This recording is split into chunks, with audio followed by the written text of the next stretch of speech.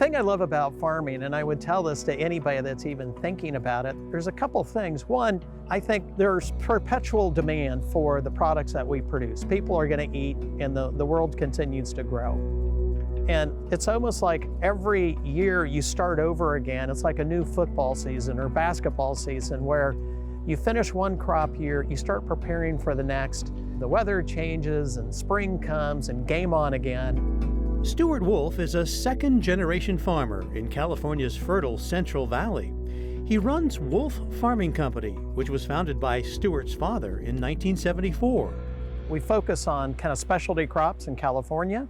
So those would be almonds, pistachios, wine grapes, processing tomatoes. On this early morning, a variety of the Roma tomato is being harvested. These tomatoes are used specifically for processed products like ketchup and pizza sauces.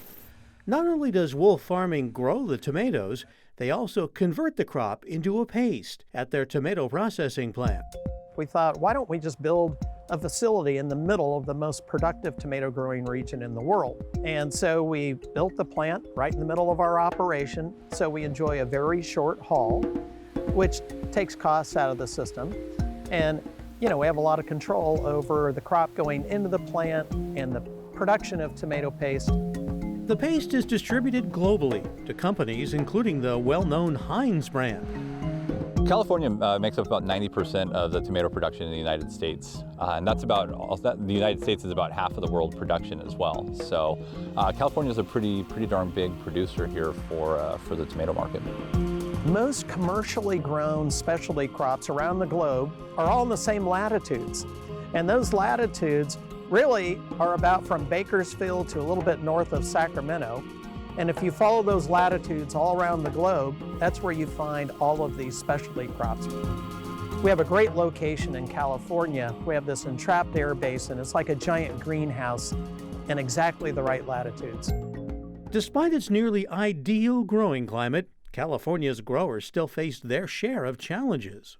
My primary mission is to figure out how do I optimize the lands that I can't irrigate because we simply don't have enough water. One solution they've come up with, installing solar panels on the land. We've started looking at solar as kind of an alternate crop.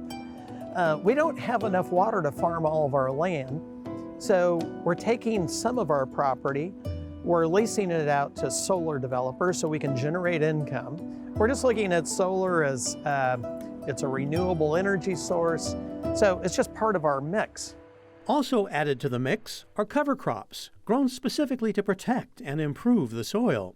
Another method being used for soil improvement, grazing goats and sheep.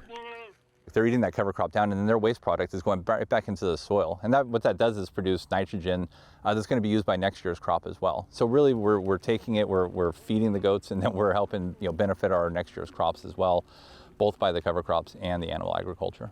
The more of that biomass you put in, the healthier your soil is going to be. You want to develop kind of a living, breathing soil full of microorganisms with the end result that our soils should be more productive, not require as much water.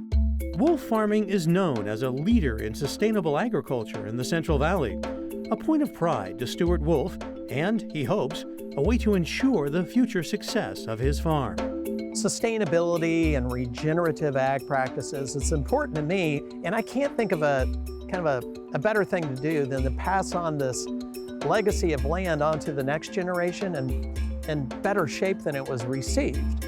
And I think we can do it through changing our farming practices, improving the health of the soil. Americans eat lots of tomatoes, on average about 24 pounds a year, much of that in tomato sauce and ketchup. Tomatoes are low in calories and high in antioxidants, fiber, vitamins, and minerals.